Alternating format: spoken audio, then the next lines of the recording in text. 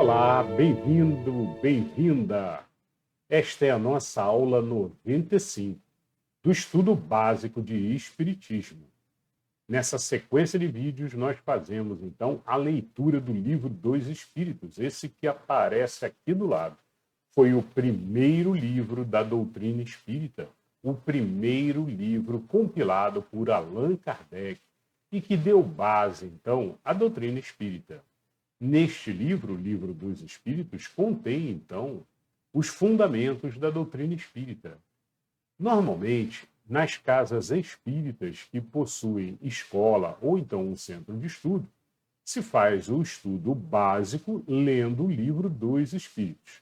E nós seguimos essa mesma sequência, lemos o Livro dos Espíritos, mas, de abertura, lemos O Caminho, Verdade e Vida, esse outro livro que aparece aqui também, um belíssimo livro, escrito pelo Espírito de Emmanuel e psicografado pelo Chico.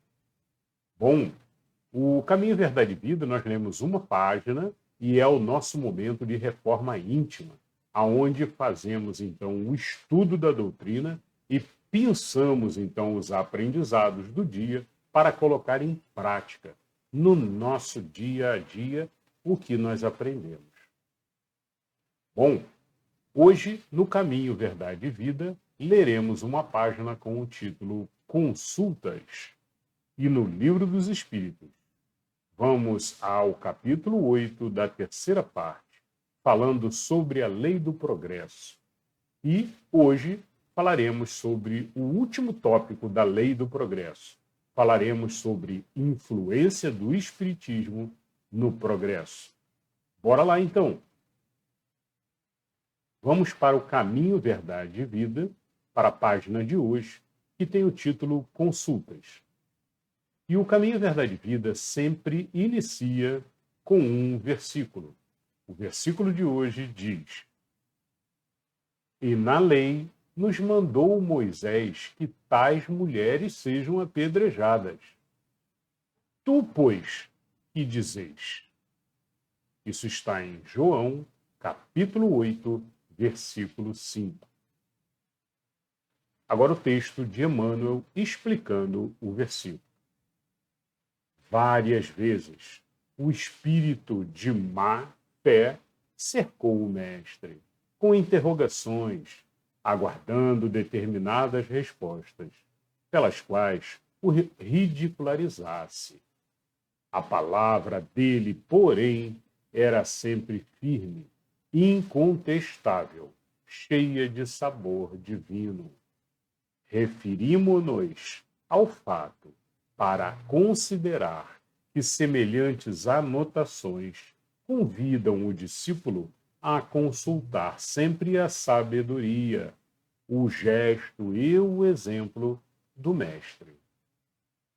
Os ensinamentos e atos de Jesus constituem lições espontâneas para todas as questões da vida. O homem costuma gastar grandes patrimônios financeiros nos inquéritos da inteligência.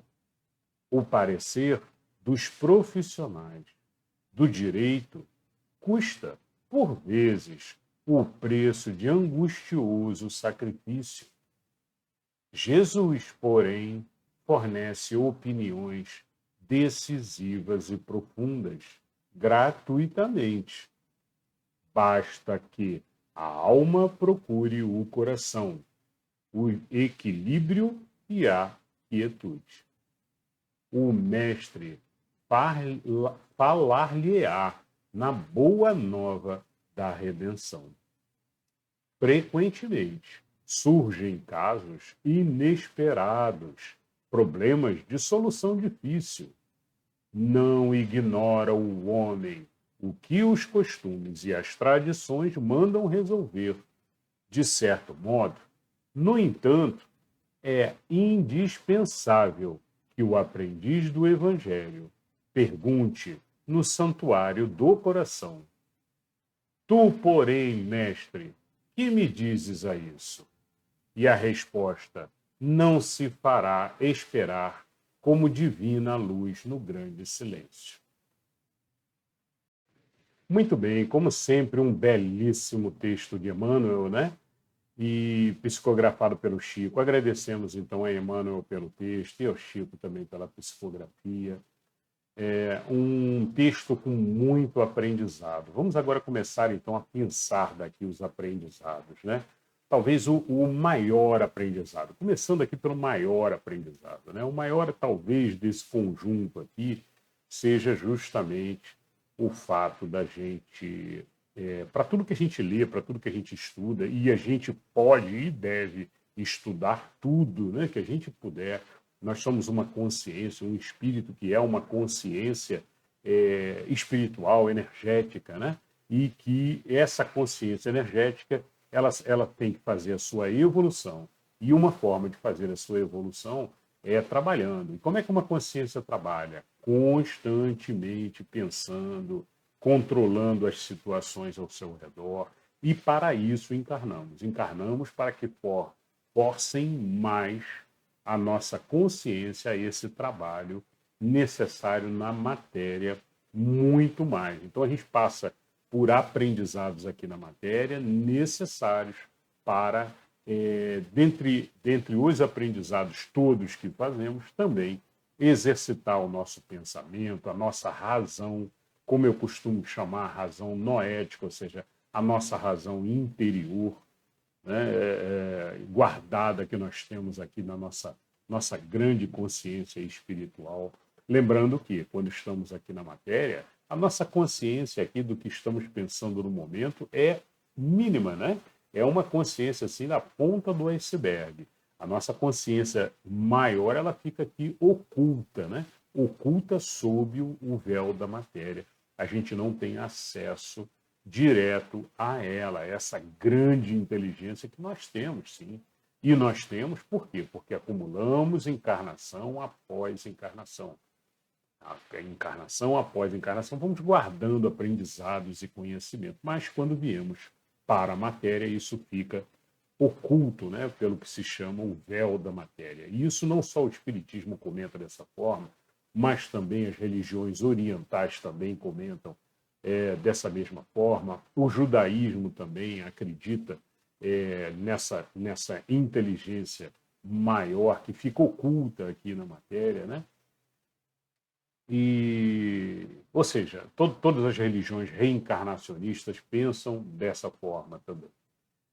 E então essa inteligência ela é muito maior do que nós conseguimos então utilizar no nosso dia a dia, principalmente no nosso dia a dia atribulado, corrido, cheio de ações modernas, né, tecnologias modernas que toda hora nos chamam, seja na palma da mão, seja na televisão e diversos outros aparelhos eletrônicos. Precisamos o tempo inteiro estar atentos a eles, mas sobra cada vez menos tempo para consultarmos a nossa inteligência interior, né?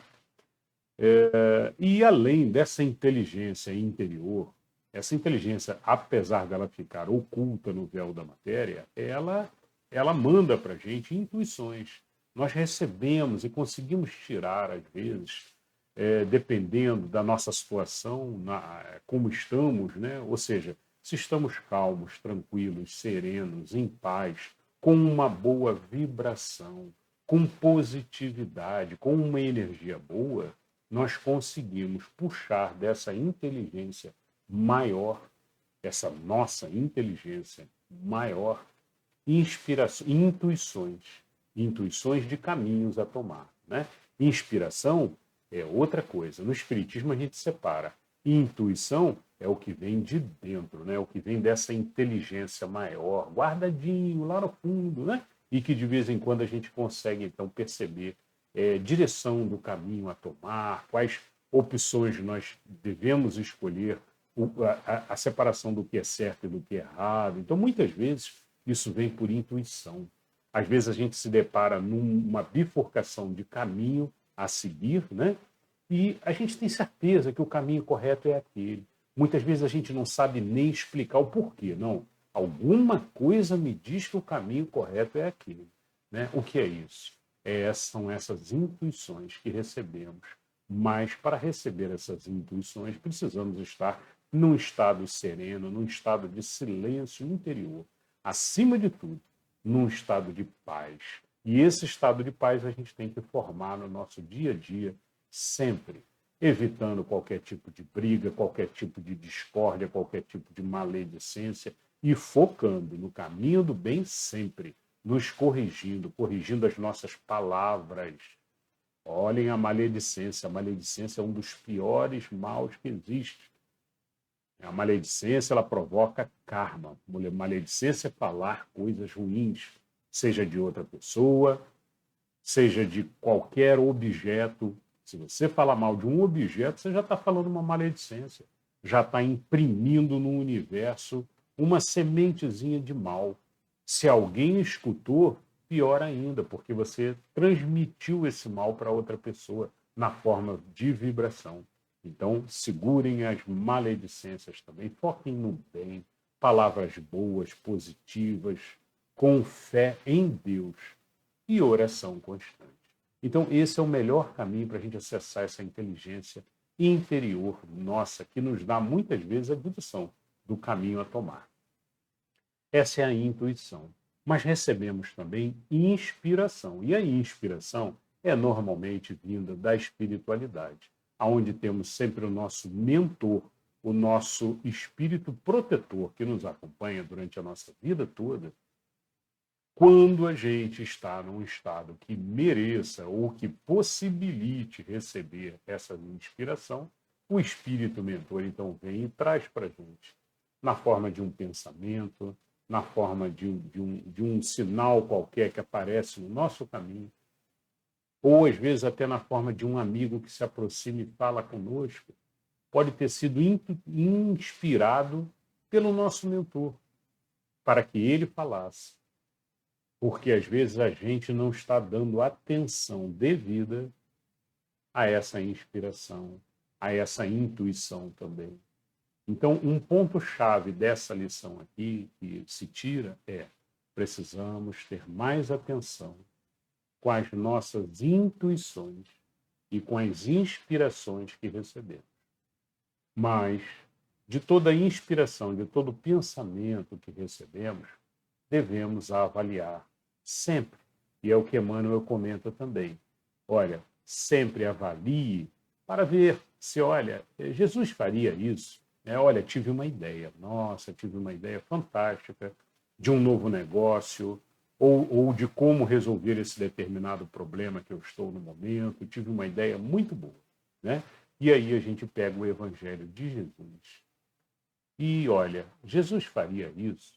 É correto fazer isso? Está no caminho do bem? Fazendo isso, eu vou fazer mal a alguém? Alguém vai sofrer?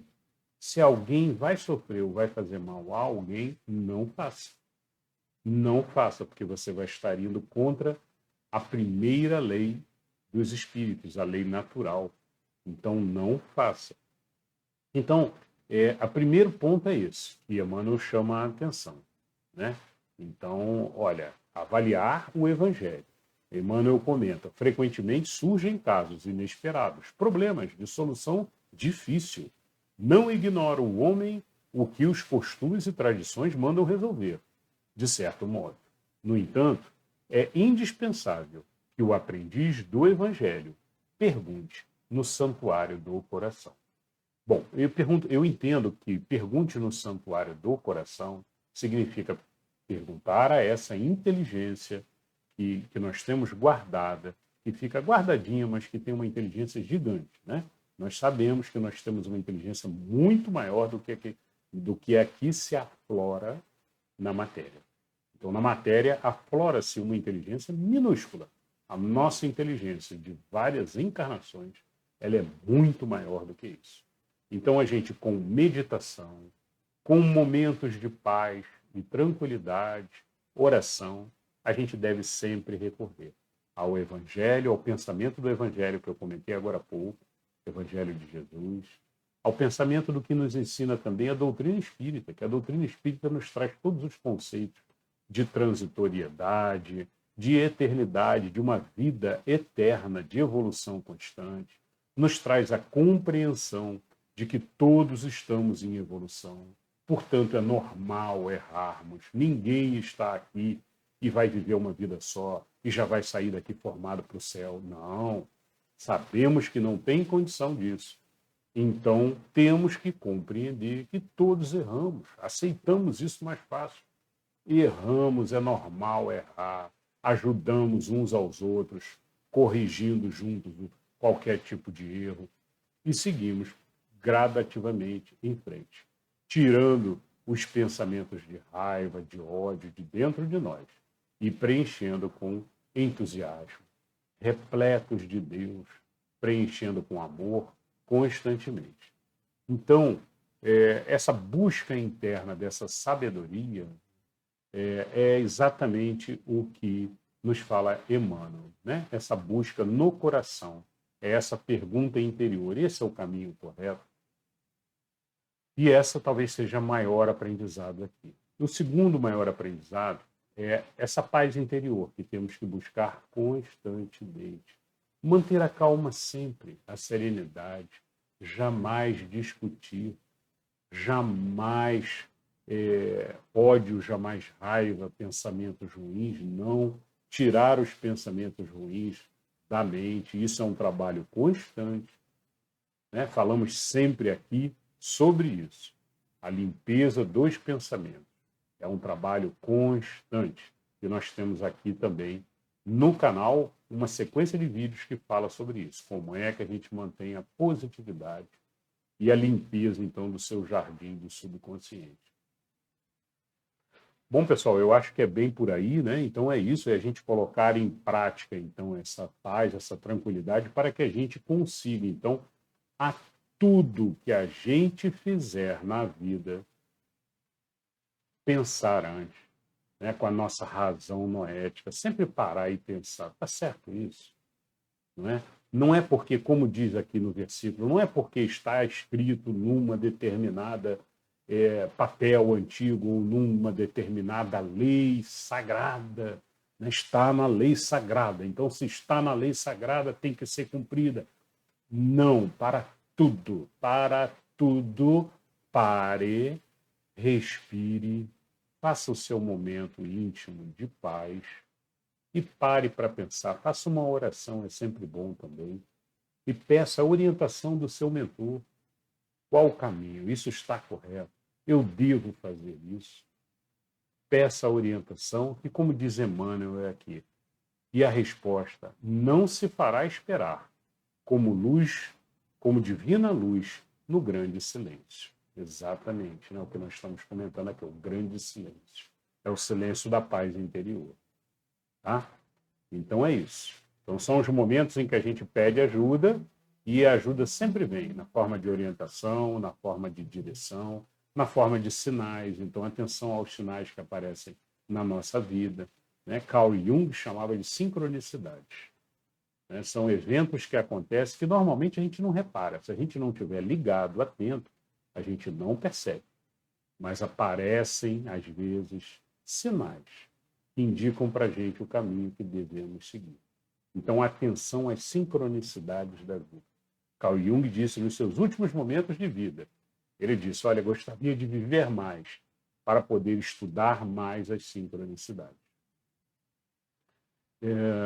Bom, então é isso, pessoal. Falamos de sincronicidade, falamos sobre paz interior e aí meditação, oração constante para a gente conseguir ter esses momentos de intuição e de inspiração, e aí tomar a decisão, mas sempre que tomar a decisão pensando, raciocinando, né, com o Evangelho de Jesus e a doutrina espírita nos direcionando.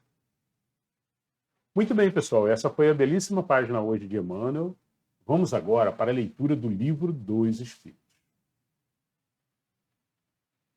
E a leitura do Livro dos Espíritos de hoje, como vemos aqui no quadro aqui do lado, nós estamos no capítulo 8, dentro da parte terceira, falando sobre as leis morais.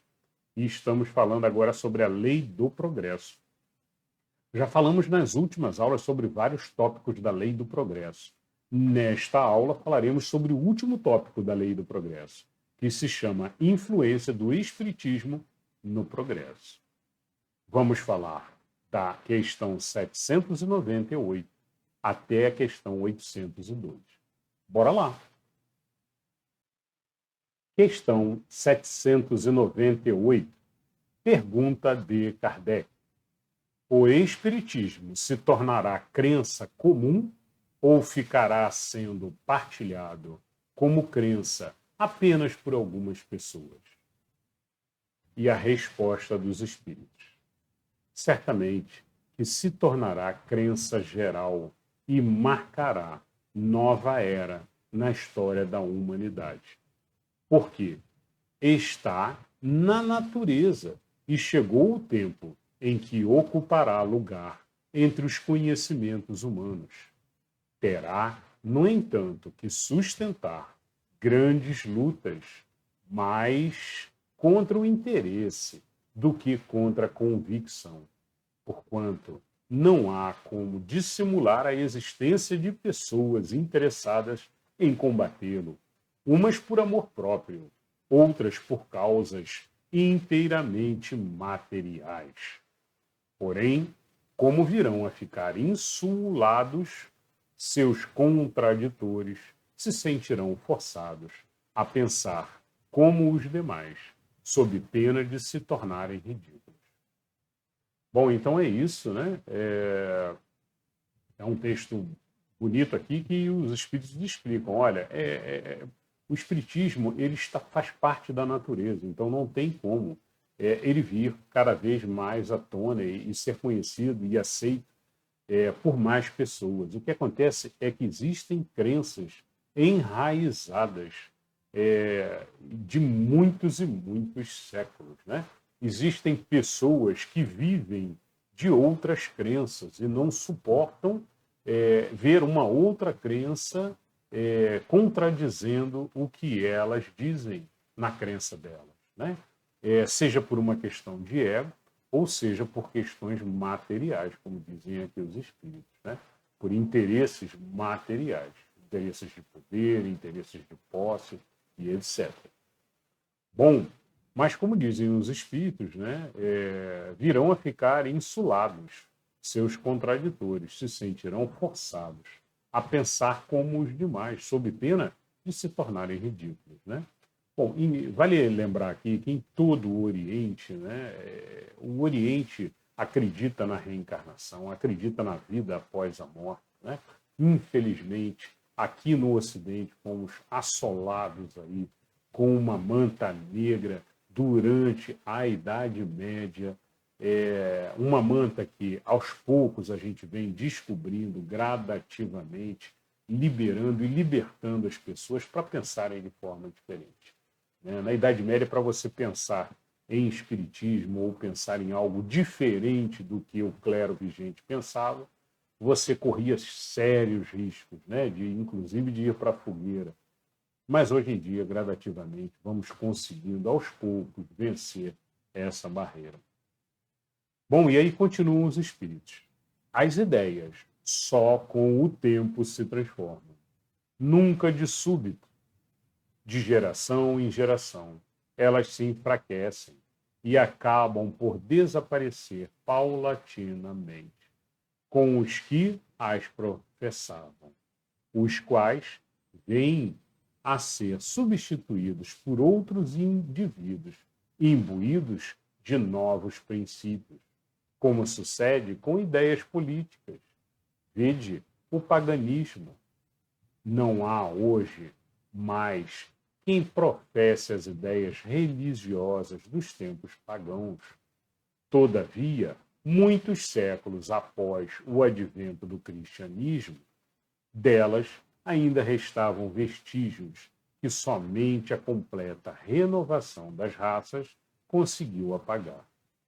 Assim será com o espiritismo. Ele progride muito, mas durante 2 ou 3 gerações ainda haverá um fermento de incredulidade que unicamente o tempo aniquilará. Sua marcha, porém, será mais célere que a do cristianismo, porque o próprio cristianismo é quem lhe abriu o caminho e serve de apoio. O cristianismo tinha que destruir o espiritismo, tinha que destruir. O espiritismo só tem que edificar. Muito bem. Então, esses são os comentários aqui dos espíritos, né? Questão 799 agora. De que maneira pode o espiritismo contribuir para o progresso? Resposta: destruindo o materialismo, que é uma das chagas da sociedade. Ele faz que os homens compreendam onde se encontram seus verdadeiros interesses, deixando a vida futura de estar velada pela dúvida. O homem perceberá melhor que por meio do presente lhe é dado preparar o seu futuro, abolindo os prejuízos de seitas, castas e cores. Ensina aos homens a grande solidariedade que os há de unir como irmãos. Então, um belo texto aí que explica, então, aqui a resposta dos espíritos sobre, olha, como é que o espiritismo deve, então, contribuir para o progresso. Né? E aí, quando a gente entende aqui progresso, é o progresso do ser, né? O progresso dos seres, da humanidade, né? A evolução. E aí não é apenas um progresso das civilizações, não. Não é um progresso material, é um progresso, acima de tudo, espiritual. É isso que comentam aqui os espíritos, né? É trazer de volta a espiritualidade, que retiraram do Ocidente, principalmente, né? Trazer de volta e mostrar as leis da natureza, né? Que envolvem, todas elas envolvem a espiritualidade. E aí podemos acrescentar, olha, quer queiram ou não alguns, a espiritualidade existe. E provas não faltam disso, né? A gente tem aí constantemente aí crianças que nascem falando idiomas de outra civilização, às vezes até de civilizações anteriores que desapareceram. E ela nasce falando com aquilo fluente, um idioma. Já tivemos casos desses, crianças que nascem dizendo, tem que ir na cidade de tal visitar meu tio que está lá. E os pais não compreendem. Que tio é esse que está nessa cidade, né? E aí depois vão levar a criança lá e encontram o tio dela lá, realmente, né? Isso é um caso na Índia famoso também. E crianças que nascem tocando piano, a gente vê toda hora, atualmente, na internet também, tem muitos casos desse tipo, né? E aquilo vem, às vezes, de outras encarnações, de conhecimentos, né, que estão em outras encarnações, mas que afloram aquela inteligência que é tão forte e tão ali repetida, às vezes de mais de uma encarnação, né, com aquele conhecimento, que aquilo fica tão constante que acaba aflorando naquele ser de uma forma assim que transborda o véu da matéria. E aí aquilo vem à tona. Bom, e é isso. Então, quer queiram, quer não, os espíritos estão por aí. Então, aos poucos vão ter que ir aceitando, gradativamente. E quem não acredita, gradativamente aceitar. Né? Vencer o seu ego, acima de tudo, compreender, vencer o seu ego e gradativamente aceitar aí a vida espiritual, a continuidade, né? A eternidade dos seres, e compreender que precisamos de várias encarnações para fazer o aprendizado e nos tornarmos, de fato, um espírito puro e elevado. Tá? Bom, vamos à questão agora 800. Não será de temer que o espiritismo não consiga triunfar na negligência dos homens e do seu apego às coisas materiais? Né? Então, essa é a pergunta de Kardec. Olha, não será de temer, né, de ter algum receio que o espiritismo não consiga triunfar, né, devido à negligência dos homens e o apego às coisas materiais, né, da civilização moderna, né? E aí os espíritos comentam. conhece bem poucos homens. Quem imagine que uma causa qualquer os possa transformar, como que por encanto. As ideias só pouco a pouco se modificam, conforme os indivíduos, e preciso é que algumas gerações passem para que se apague totalmente os vestígios dos velhos hábitos. A transformação, pois, somente com o tempo gradual, progressivamente se pode operar. Para cada geração, uma parte do véu se dissipa. O Espiritismo vem rasgá-lo de alto a baixo. Entretanto, conseguisse ele unicamente corrigir num homem um único defeito, que fosse, e já o haveria forçado a dar um passo. Ter-lhe-ia feito, só com isso, grande bem, pois esse primeiro passo lhe facilitará os outros passos, né? Muito bem, então os espíritos comentam que, olha, mesmo que o espiritismo aqui, o espiritismo vem então rasgando esse véu, né, gradativamente, principalmente no Ocidente, né? Sabemos que no Oriente a espiritualidade já existe há muito tempo, né?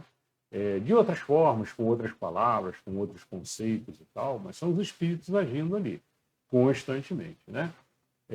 O maior matemático da nossa era, né? É o Ramanujan. Esse é o maior matemático da era moderna, né? Ele era um indiano. E ele dizia, ele nunca foi à escola, nunca foi à universidade. E aí perguntavam a ele, olha, de onde vem essa sabedoria toda que você tem? E ele dizia que era da deusa dele, né? Então era uma forma de enxergar, mas de uma certa forma ele estava recebendo ali, então, toda essa inteligência ali, com uma missão de trazer, então, aquilo à tona para todos, né? E aí ele foi levado para a Inglaterra, ele foi professor, né? Então, é uma história muito bonita, vale a pena ver o filme é o Homem que Via o Infinito. Então, vale muito a pena assistir o filme como filme, mas também como uma noção ali de, olha, a gente do ponto de vista espírita, né, a gente compreende o que estava acontecendo com ele e com vários outros, naturalmente. Bom, vamos à questão agora 801. Por que não ensinaram os espíritos em todos os tempos o que ensinam hoje? Resposta. Uma excelente pergunta de Kardec, é uma pergunta que todos devem fazer, né? Olha, mas por que desde as épocas antigas os espíritos já não falavam e já não ensinavam com todo esse conteúdo, né? E aí a resposta dos espíritos: não ensinais às crianças o que ensinais aos adultos, e não dais ao recém-nascido um alimento que ele não possa digerir. Cada coisa tem o seu tempo. Eles ensinaram muitas coisas que os homens não compreenderam ou adulteraram, mas que podem compreender agora com os seus ensinamentos, embora incompletos. Prepararam o terreno para receber a semente que vai frutificar. Então, um belíssimo texto, né? Tem a ver com o que nós comentamos quando lemos o Caminho, Verdade e Vida, que a gente falou que, olha, todo aprendizado no seu tempo. Eu comentei isso lá, quando nós lemos um texto de Moisés, né? Questionavam Jesus se estava correto. Uma das leis mosaicas, né? Que era apedrejar as mulheres e tal. E aí eu comentei que, olha, realmente, olha, cada mensagem é para o seu tempo. Espíritos que estão num nível muito primário não têm condição de receber alguns tipos de mensagem. Então chegou a hora, e foi escolhido 1857, 1850 e pouco, né, em que surgiu então os fenômenos espíritas numa escalada imensa na França, né, em toda a Europa, mas mais precisamente ali muito forte na região da França e principalmente ali em Paris. E os espíritos então vieram com essa missão. Um conjunto de espíritos trouxe essa missão sob a direção de Jesus, direcionamento de Jesus e de Deus, para trazer então essa novidade. Tá? Falamos sobre a história do Espiritismo na aula 1. Contamos um pouquinho mais sobre isso. Então, a resposta dos espíritos é bem nessa direção. Olha, não foi ensinado no passado porque os homens não estavam prontos ainda para receber esse tipo de mensagem, com esse conteúdo tão rico como eles passaram aqui. Porém, vale um comentário de que desde a antiguidade já existia a espiritualidade, né? Os espíritos já se manifestavam. Dentro das primeiras igrejas cristãs, já haviam o que chamavam de profetizar. Dentro mesmo das sinagogas se faziam profetizações. Jesus com os seus discípulos, vemos isso nos evangelhos gnósticos, nos evangelhos apócrifos, que foram os primeiros evangelhos dos primeiros grupos cristãos, que foram muitos deles removidos e descartados por causa do teor espiritual que tinham. E aí foram descartados na Idade Média para não fazerem parte do canônico. Né? Tudo que era espiritual, que fazia referência à reencarnação, que fazia referência ao mundo espiritual, descartaram dos canônicos. Mas vale lembrar que o espiritismo estava sempre presente na forma de profetização. Como exemplo, Moisés, que recebeu com uma mensagem sonora as tábuas, e fez então a escrita das tábuas e trouxe as tábuas com as leis mosaicas. Por exemplo, Paulo também, que recebeu então a sua missão através de uma profecia então dada por um espírito, por uma ação mediúnica dentro da igreja de Antioquia. Então ele recebeu essa missão também. Nos canônicos consta nos canônicos, só que mudaram a palavra Espírito, acrescentaram Espírito Santo e fizeram assim para todos os trechos da Bíblia, todos os textos que tinham a palavra Espírito, acrescentaram o Espírito Santo. Como quem quer dizer que, olha, Deus veio e falou, né? Mas na verdade a gente sabe que não foi Deus que veio, né? Deus manda virem espíritos para então darem as orientações. E essas orientações, então, eram chamadas como profetização.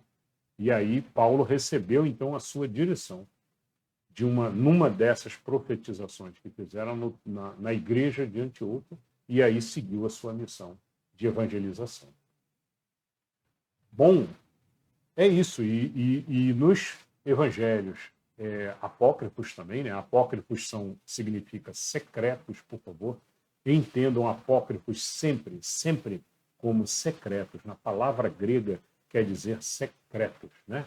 Foram pejorados, esse termo apócrifo foi pejorado durante toda a Idade Média, né? Apontando e dizendo, olha, são falsos. Então, associou-se o nome apócrifos a falso, e não é verdade. Apócrifos sempre significou secretos, textos secretos. Então, nos apócrifos, ou também podemos chamar evangelhos gnósticos, dos primeiros séculos, né? Em todos eles mostra-se Jesus com os discípulos deles. E em várias vezes ocorre de estarem em sessões mediúnicas, recebendo comunicados. Algumas vezes recebiam também do próprio Jesus, que vinha trazer mensagem para os discípulos. Jesus já desencarnado, que veio depois trazer mensagem e oração e orientações aos discípulos. Então é muito interessante esse estudo também dos evangelhos apócrifos, encontrados em Nag Hammadi em 1945 e também os encontrados em Qumran, região dos Essênios, em 1947. Então vale muito a pena, tanto os de Nag Hammadi no Egito, quanto os encontrados em Qumran, que era a biblioteca dos essênios de Qumran, que guardaram tudo quando foram atacados e foram mortos, naturalmente, devastados pelos romanos, e ficaram nas cavernas, então, durante aí 2000 anos lá guardados na caverna, hoje, essa biblioteca maravilhosa. E foram encontrados, então, e aí a gente consegue ler e chegar mais perto da realidade que acontecia, de como é que tudo funcionava naquela época. Muito bem, pessoal, muito bom a gente, então, estudar e ver que, olha, a espiritualidade existe de muito, né? Mas, como foi feito na pergunta 801, uma pergunta, olha, por que os espíritos não ensinavam antes? Né? Ensinavam, sim. Só que não trouxeram essa mensagem tão rica como trouxeram nesse momento de Kardec, porque, neste momento, foi então chegado à conclusão de que os espíritos que estavam na Terra já tinham condição de receber esse tipo de mensagem. Muito bom. Vamos à questão agora 802, que é a última questão de hoje, inclusive, e é a última questão da Lei do Progresso. Questão 802, pergunta de Kardec.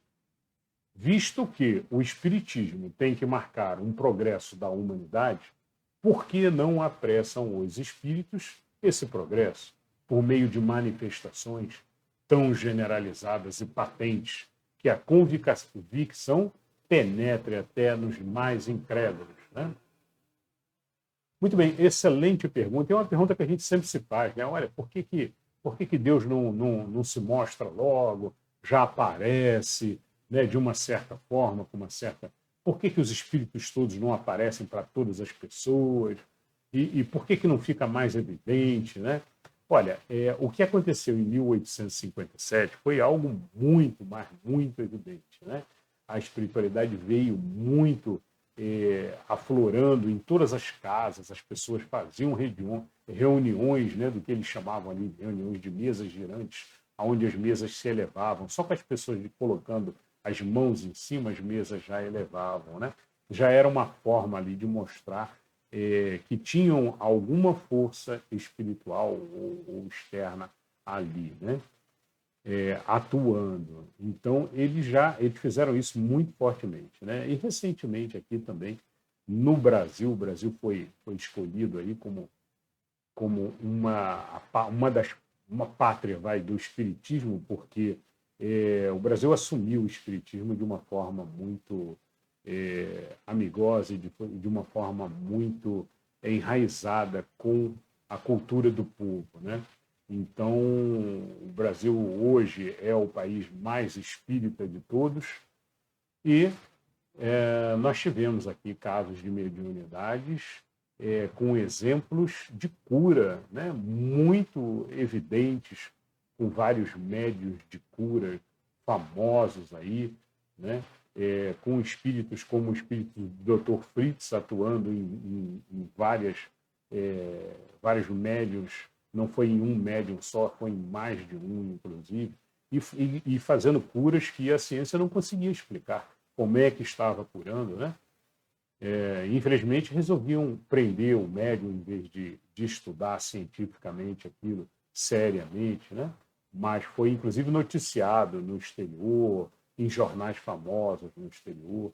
E também devo citar, né, vários outros casos, como, por exemplo, o próprio Chico, né?